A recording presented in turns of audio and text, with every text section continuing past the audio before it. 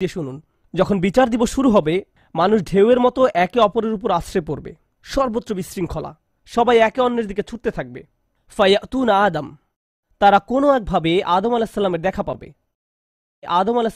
পাবে, তারা তার কাছে ছুটে আসবে। ফায়াকুলুনা ইশফা আলানা ইলা রব্বিক, সমগ্র মানব জাতি আদম আলাহিসাল্লামের কাছে ছুটে আসবে এবং বলবে, আপনি কি দয়া করে আমাদের পক্ষ থেকে আল্লাহর সাথে কথা বলতে পারবেন? আমরা আল্লাহর ভয়ে ভীত। আপনি তো প্রথম মানুষ, আপনি তো সেই ব্যক্তি যাকে আল্লাহ ফেরেশতাদের সিজদা দিয়ে সম্মানিত করেছেন, আপনাকেই তো পছন্দ করা হয়েছে, আমরা সবাই আপনার সন্তান, আপনি আমাদের পিতা, তাই দয়া করে আমাদের জন্য আল্লাহর সাথে কথা বলুন, আমরা খুবই ভীত। এরপর তিনি বলবেন, ফায়াকুলু লাস্তুলাহা, তিনি বলবেন, আমি এর যোগ্য নই, আমি পারবো না।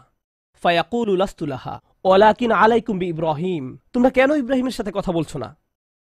তোমাদের উচিত ইব্রাহিমের সাথে কথা বলা। অতএব মানব জাতি এখন কার খোঁজ করছে? ইব্রাহিম আলাইহিস সালাম। ফা ইন্নাহু খলিলুর রহমান,